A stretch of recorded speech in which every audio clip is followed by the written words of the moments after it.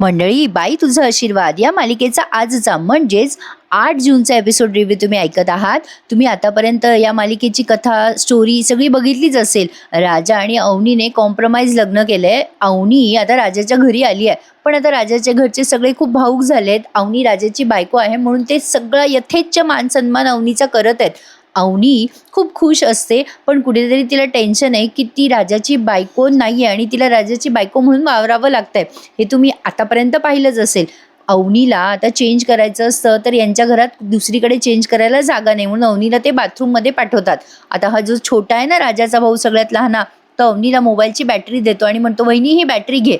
मग राजा हळूच अवनीला म्हणतो की आजच्या दिवस ॲडजस्ट करा ना, मी उद्या सगळी सोय करतो. अवनी बाथरूममध्ये चेंज करायला जाते आणि मग राजा म्हणतो, काय तुम्ही सगळीकडे झगमगाट केला पण बाथरूममध्ये दिवा लावता आला नाही का? मग आता हे राजाचे भाऊ म्हणतात, अरे बाबा, एवढ्या कमी वेळात आम्हाला नाही जमलं हे सगळं करायला आणि आम्हाला कुठं माहित होतं तू लग्न करून आणणारेस पोरीला घरी. या सगळ्या याच्यात यशादादा खूप खुश आहे बरं का प्रेक्षकांनो. आणि आज तो अवनीशी लग्न ठरलेला तो विभान आलाय आणि त्याने यांच्या वडिलांवरच अटॅक केलाय. तुम्ही कालच्या प्रोमोत तर पाहिलंच असेल. आता यशादादा म्हणत असतो, जेवायची सोय करावी लागेल व्यवस्थित. यशादादा फार खुश असतो बरं का मंडळी. आता यशादादाला कसं तरी होत असतं की अवनीला असं सगळं ॲडजस्ट करावं लागतंय. तो सांगतो की आपण सगळं काही नीट व्यवस्थित करूया उद्यापासून. हे सगळे पुरुष मंडळी खूप खुश आहेत. फायनली यांच्या घराला बाईचा आशीर्वाद मिळालाय ना. यशदादा म्हणत असतो, चला रे, जेवण तयार आहे, चला पटकन ताटं वाढून घेऊ, चला चला. आता लहाना आणि यशदादा मोठा सगळे ताट वाढण्यासाठी आज जातात. इकडे टेन्शनमध्ये असतो जरा राजा, विचार करत असतो. तेव्हा हा मधला भाऊ येतो आणि म्हणतो, काय रे बाबा, चालतोयस ना जेवायला? मग लगेच यशदादा त्याला आवाज येतो, भाल्या चाल पटकन, जेवण ताटं घेतलेत. इकडे अवनीच्या बाबांची तब्येत जास्ती झाली आहे बरं का. अवनीचे बाबा सिरियस झाले. पण तिकडे राजाला टेन्शन आलं ना की सगळेजण खुश आहेत अवनीच्या येण्यामुळे, पण जर खरं सत्य कळलं तर काय होणार आहे. इकडे अवनीच्या बाबांना ॲडमिट करण्यात येतं दवाखान्यात. त्यांची तब्येत जास्ती झालेली आहे, ते बेशुद्ध झालेत. इकडे यशादादा आणि सगळ्याच भावंडांनी मिळून अवनीच्या जेवणाची जय्यत तयारी केलेली असते. यशाने खुर्ची टेबल छान सजवलेलं असतं बरं का. पण आता टेबल ॲक्च्युली ऐन वेळेवर त्यांना सापडत नाही. पण आता यशादादा तेही अरेंज करतो आणि मस्तपैकी असं एक छोटासा लोखंडाचा टेबल आहे, तो अरेंज करत त्यावर मस्त फूल वगैरे असं सजवतोय ताटाभोवती. अवनी येते आणि ती सगळी तयारी बघून भारावून जाते. पण अवनी म्हणते, मी इथे जेवणार का टेबलावर, आणि तुम्ही सगळे कुठे जेवणार? आता ते सगळेजण म्हणतात, आम्ही खाली बसू ना. मग अवनी म्हणते, तुम्ही सगळे खाली बसणार ना, मग मी पण खालीच बसेल ना. यशादादा म्हणतो, अरे आम्हाला सवय खाली बसायची, पण तुम्हाला सवय नसेल ना खाली बसायची, तुम्ही बसा, वर बसा. पण अवनी म्हणते, हरकत नाहीये, होईल मला पण सवय. यशादादा म्हणत असतो आणि बाकीचे भावंड पण म्हणत असतात, नाही नाही, तुम्ही नवीन नवरी आहात, असं कुठे, नाही तुम्ही वर बसा. मग अवनी म्हणते, नाही मी खाली बसते तुमच्या सोबत. मग आता हे सगळेजण पुन्हा खाली एक छान चादर वगैरे अंथरतात, अवनीला बसायला देतात, खूप सरबराई करतात बरं का अवनीची. खूप छान वाटते अवनीला पण ॲक्च्युली. पण हे सगळं तिच्या नशिबात तात्पुरतं आहे हे तिला माहिती आहे ना. तर असो, आता अवनी सगळ्यांनाच म्हणते, तुम्ही पण बसा ना, किती छान डेकोरेशन केलंय बघा ना अवनीच्या ताटाभोवती. आता यशा म्हणत असतो, बसा बसा, सांगा मला कसं झालंय जेवण, खाऊन तर बघा. अवनी आता यांच्या वडिलांबद्दल विचारते की बाबा नाही का जेवणार. मग आता ते दारू पित असतात ना बाहेर बसून. मग यशदादा म्हणतो, त्यांचा कार्यक्रम चालू आहे छोटासा बाहेर, तुम्ही बसा बसा. अवनी आता एक घास खाते आणि मग सगळेजण तिला खूप आग्रह करून वाढत असतात. बटाट्याची भाजी, पुरी, साधं वरण, सगळं काही केलंय बरं का मंडळी. आता यशादादा म्हणत असतो, गरम गरम पोळी दे रे त्यांना, असं करून आग्रह करून जेव घातलंच अवनीला. शेवटी राजा म्हणतो, जेवतील रे त्या, थांबा जरा. आता झोपायची तयारी बरं का. आणि मध्येच अवनीच्या बाबांचा सीन घेतलाय दवाखान्यात त्यांना ॲडमिट केल्याचा. यशादादाला जरा टेन्शन आलेलं असतं. तर जेवण वगैरे झालंय बरं का. यशादादा राजाला म्हणतो, काय रे, त्या पोटभर जेवल्या असतील ना, म्हणजे आवडलं असेल का जेवण त्यांना? राजा म्हणतो, अरे दादा आवडलं, आम्ही 2 दिवसापासून काही खाल्लं नव्हतं रे. राजा म्हणतो, काय म्हणजे तुम्ही उपाशी होते म्हणून जेवले, म्हणजे जेवण नाही चांगलं झालं का? आता एक गंमत करतात यशादादाची. अरे देवा, मीठ कमी झालं होतं का देवात? मग तो लहाना भाऊ म्हणतो, असेल असेल, असं पण असेल. मग राजा म्हणतो, काय तू पण यशादादा, अरे तुझं जेवण लहानपणापासून खातोय आम्ही तुझ्या हातचंच, छानच झालं होतं जेवण. राजा आता तिथेच पथारी मारून झोपणार असतो बरं का. तेवढ्यात यशा म्हणतो, ए राजा, अरे काय लावलंय, इथे झोपणार आहे काय तू? त्यावर आता राजा म्हणतो, मग कुठे झोपणार मी? अरे असं काय करता, इथेच झोपतो ना मी. आता ते दोन्ही भावंड म्हणजे यशा आणि तो मधला, मला त्याचं नावच लक्षात राहत नाही प्रेक्षकांनो, ते दोघे राजाला म्हणतात चल चल उठ उठ आत जाऊन झोप. राजा म्हणतो अरे का बरं आत का बरं. राजाला उठवतात ते आणि त्या लहान्या भावाला बाहेर हाकलून देतात आणि म्हणतात थांब जरा राजा, तू असंच राहा, थांब जरा, चल ये, चल बघू नको, डोळे लाव. आणि त्याचे डोळे उघडतात खोलीमध्ये नेल्यावर आणि छान खोलीची सजावट केलेली असते बरं का मंडळी. राजा म्हणतो अरे बापरे हे सगळं तुम्ही केलं. आता ते भावंड म्हणतात अरे म्हणजे काय, बेड आहे तुझा सजवलेला. आता तेवढ्यात अवनी आली आहे बरं का, हा राजाचा भास आहे मंडळी. अवनी ते सगळं बघते आणि राजावर खूप चिडून म्हणते राजा आता मी तुला सोडणार नाहीये, हे सगळं बघायसाठी मला इथे थांबवलंस का तू, तू मुद्दाम केलंस ना राजा. असं म्हणून अवनी आता त्याला मारते खूप त्या गादीवरच बसून. असा त्याला भास झालाय बरं का राजाला. आणि अचानक त्याचा भास म्हणजे जरा भानावर येतो तो स्वप्नातून आणि म्हणतो अरे बापरे हे सगळं तुम्ही केलंय का, काय आगाऊपणा आहे. त्यावर आता तो भाऊ म्हणतो मधला अरे आज काय करतो राजा, तू लई पिक्चर पाहतो ना, असंच असतं ना रे पिक्चर मध्ये, काय म्हणतात का ते पहिली रात्र. त्यावर राजा म्हणतो हा पिक्चर आहे का, पिक्चर आहे का, हा अरे हे सगळं आवडणार नाही ना त्यांना. अरे तू तिचं लग्न झालं तेव्हा तिचे बाबा तिला काय म्हणाले, तू माझ्यासाठी मेली आहेस आणि तिच्या मनाची अवस्था काय असेल आता, आणि अवनीने हे सगळं पाहिलं तर बरं दिसेल का. आता हा मुद्दाम त्या सगळ्या भावांना इमोशनल करतो बरं का. मग यशोदादा म्हणतो बरोबर आहे रे, चुकलंच जरा आपलं, आपण हे लवकर इतक्यात करायला नको होतं ना, जरा घाईच केली, काय करायचं मग. आता राजा म्हणतो काय करायचं म्हणजे काय, काढा सगळं, ते येतील ना आता. आणि राजाने त्या भावांना ती सगळं डेकोरेशन काढायला लावलं. तो घाबरतो ना अवनीला, कारण त्यांचं लग्न कॉम्प्रोमाइज आहे ना मंडळी. ऍक्च्युली त्यांनी लग्नच खोटं खोटं केलंय, जे मालिकेत दाखवतात तेच हो नेहमीप्रमाणे. इकडे धोंडीराज बाबा बसलेत आता गाणं ऐकत आणि दारू पीत. तेवढ्यात आता तिथे तो विमान पोहोचतो आणि त्यांच्या डोक्याला गन लावतो आणि म्हणतो ए गाणं बंद कर, बंद कर गाणं. आता विमान म्हणतो अवनी कुठे आहे.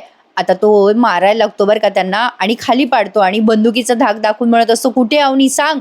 अवनीला आवाज येतो आतमध्ये विमान सारखा, म्हणजे आरडाओरडा करायचा आवाज येतो म्हणून बाहेर येते अवनी. विमानवर हवेत गोळीबार करत असतो. विमान उगाच अवनीच्या मागे लागलाय बरं का. आता सगळ्यांना धमक्या देतो मागे व्हायचं, मागे व्हायचं, ठोकेल बरं का नाही ते इथेच त्यांना. आता यांची ती आत्या पण बाहेर आली आहे बरं का हा तमाशा पाहायला. ती आत्या लांबूनच विमानवर ओरडत असते अरे मारून टाक, मारून टाक त्याला, मार आणि सगळा प्रॉब्लेम सॉल्व्ह करून टाक. यशादादा म्हणत असो हे हे असं करू नका, हे आमच्या अण्णांना सोडा, असा खून खराबा करू नका, आम्ही तुम्हाला काही त्रास देणार नाही. पण विमान मात्र सारखा हवेत गोळीबार करत असतो आणि म्हणत असतो मागे व्हायचं. ही आत्या आरडाओरडा करत असते अहो पोज काय घेता, अहो त्या धोंड्याचं काम तमाम करून टाका. मग तो मधला भाऊ ओरडतो हे आत्या तू मध्ये मध्ये बोल नका, तुला हानीन मी.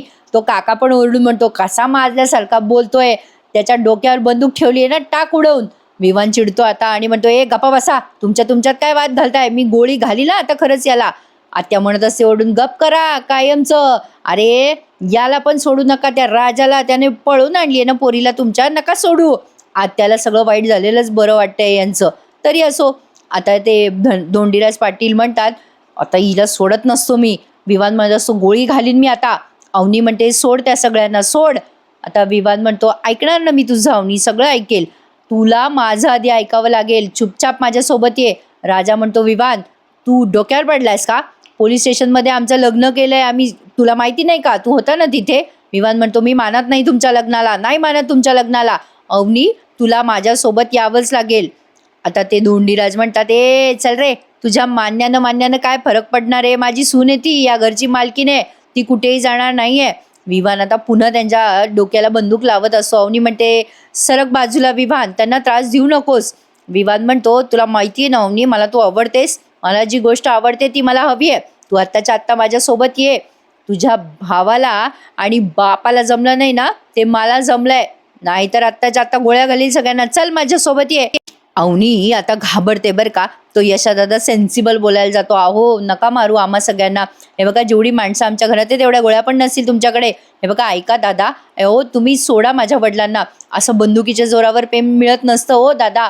पण तो विमान कसला ऐकतोय. यशादादा म्हणत असतो की अवनीने तिच्या इच्छेने लग्न केलंय आणि राजासोबत इथे घरी आली आहे, तिची इच्छा नाहीये तुमच्यासोबत जायची, नाही ना, मग कशाला खून खराबा करताय. विमान चिडून म्हणतो ए गप्पा बस, आवाज नको करूस, तुझं लेक्चर ऐकायला आलोय का मी इथे, मी अवनीला घेऊन जायला आलोय. आता तिथे पुन्हा वाद चालू होतो बरं का, ए खाली कर बंदूक खाली कर. आता या वादावादीमध्ये ते धोंडे अण्णा काय करतात, त्या विवानच्या बुटाची लेस एकमेकांना बांधून टाकतात. तिकडनं ती आत्या आरडाओरडा करत असते, अरे मार त्याला मार, बघ काय करतोय. तो विवान त्या आत्यावर जोडतो, ए गप्प बस ग. हे इतका आरडाओरडा करतात ना आणि त्या विमानला कन्फ्यूज करतात. पण तरी सुद्धा तो विमान आता मोठ्याने पुन्हा गोळी मारायला लागतो हवेमध्ये बरं का. तेवढ्यात धोंडी अण्णाने त्याच्या बुटाची लेस बांधलेली असते.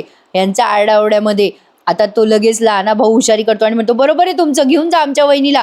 वहिनी तू जा बरं. अगं नको उगाचच टेन्शन वाढवू. आता तो बोलता बोलता अवनीला खुणवत असतो बरं का, की अण्णा त्याच्या बुटाची लेस बांधताय. अवनीला कळतं हा छोटा काय बोलतोय ते, म्हणजे राजाचा सगळ्यात लहाना भाऊ. थोडं जरा विसरले प्रेक्षकांना मी नावं, आता रिव्ह्यू देता देता लक्षात येतीलच माझ्या सगळ्यांची नावं. आता तो यशा म्हणतो, काय बोलतोयस तू, तुला काही अक्कल आहे का? अरे बाई, आपल्या घरचा मान सन्मान असतो आणि असं बाईला पाठवून द्यायचं. तो छोटा भाऊ म्हणत असतो, जाऊ दे ना राजा दादा, जाऊ दे वहिनीला. अरे जाऊ दे, आपले अण्णा एकच आहेत आपल्याला, ते काय आपल्याला पुन्हा मिळणार आहेत का? अवनी आता हळूहळू समोर येते आणि म्हणते, हो मी विमान सोबत जायला तयार आहे. राजा तिच्याकडे आश्चर्याने बघायला लागतो. विमान लगेच खुश होतो. अवनी विवानच्या बाजूला येते. विवान तिच्या स्वतःचा हात अवनीकडे करत म्हणतो, बघितलंस, मला जे आवडतं ते मला मिळतंच. आता तू येणार ना माझ्यासोबत अवनी? आता अवनी त्या धोंडीराज म्हणजे त्या वडिलांकडे बघते आणि इकडे तिकडे बघायला लागते. आणि आता विमान अवनीला नेण्यासाठी एक पाऊल पुढे टाकणार, तेवढ्यात तो पटकन खाली पडतो आणि ते अण्णा त्याच्या हातातली बंदूक स्वतःकडे घेतात आणि म्हणतात, अरे कसा पकडला, अरे खरी आहे रे ही बंदूक. आता तो विमान स्वतःच्या बुटाची लेस सोडवायला लागतो, पण ती काही करता त्याला सोडवता येईना. शेवटी विवानने त्याचे बुटं काढले आणि फेकून दिले आणि पळून जाण्याचा प्रयत्न करायला लागत असतो, कारण त्याच्याकडे आता बंदूक नाहीये ना. आता हे सगळे भाऊ मिळून विवानला मारायला लागतात बरं का. पण आता राजा त्याला एक मोठा बुक्का मारणार, तेवढ्यात तो अवनीला म्हणतो, अवनी हा मान तुमचा आहे. अवनी आता त्या विवानच्या समोर येते आणि त्याला सटकन तोंडावर मारते त्याच्या. आणि विवानला म्हणते, नो मीन्स नो विवान, तुला माझा नकार स्वीकारता आला नाही ना, म्हणून तुझ्यावर आज माझ्याकडे येऊन बंदूक आणण्याची वेळ आली आहे. तू हे सगळं मुद्दाम करतोयस, तुझं माकड करून ठेवलंयस रे स्वतःचं. इगो हर्ट झाला ना तुझा, मी तुला नाही म्हटले म्हणून. अवनी त्याला 2-4 तोंडाखाली हाणते आणि त्याला बरंच ऐकवते आणि म्हणते, तुझ्या इगोसाठी नाहीये मी, तुझा पुरुषी अहंकार दुखावला गेला म्हणून तू इथे आलायस ना, तुला कोणी कसं नकार देऊ शकतं, असंच तुला वाटतंय ना, तुझ्या इगोच्या जिव्हारी लागलं ना. असे एक एक शब्द बोलून ती विवानला तोंडात मारत असते आणि म्हणत असते, नकार सहन करण्याची ताकद नाही ना तुझ्यात, अरे नालायक माणूस आहेस रे तू. तू पुरुष आहेस की नाही हाच प्रश्न पडलाय मला. अरे तुझ्या फालतू हट्टापायी माझे वडील माझ्यापासून दुरावले गेले, माझे घरचे दुरावले गेले. तू जर मला लग्नाचा आग्रह केला नसता ना, तर ही वेळ आलीच नसती माझ्यावर पण आणि तुझ्यावर पण. असं म्हणून ती एक कानाखाली त्याच्या पुन्हा मारते आणि म्हणते, निघ आता इथून, पुन्हा दिसू नकोस. आता तो विमान तिथून जात असतो तेव्हा उगाचच त्यांच्याशी वाद घालत असतो, तेव्हा हे सगळे भाऊ त्याचे कपडे काढून घेतात बरं का. आणि तो मागून त्यांचा बाबा त्याच्या डोक्याला अशी गन लावतो आणि मग हा स्वतःला वाचवण्यासाठी विमान तिथे असलेल्या शिडीवर चढतो. आता शिडीवर चढता चढता त्याची पॅन्ट पण निघते. आता ते अण्णा खालून ओरडतात, ए तुझी हिंमत कशी झाली रे इथे यायची? अय तुला कळलं का आता आम्ही कोण आहोत ते? सुरक्षित अंतर ठेवायचं आमच्यापासून. पुढच्या वेळेला इथे दिसलास ना तर बघ, शेअप डिस्टन्स. आता तो विमान खाली उतरतो त्या शिडीहून आणि पळायचा प्रयत्न करतो, पण जाता जाता त्याला असं वाटतं की यांचं काहीतरी नुकसान करावं, म्हणून त्या विमानने एक मोठा दगड हातात घेतलाय आणि तो अवनीच्या दिशेने तो भिरकावतो. पण आता ह्या छोट्याचं लक्ष जातं आणि तो पटकन अवनीच्या समोर येतो, पण त्याच्या डोक्याला टचकन तो दगड लागतो बरं का. आणि अवनी पटकन त्याला सावरते आणि त्याच्या डोक्याला हात लावते. त्याच्या डोक्याचं येणारं रक्त ती तिच्या हाताने थांबवते आणि म्हणते, लागलं का तुला फार? आणि इकडे अवनीच्या वडिलांची तब्येत जास्त झालेली असते.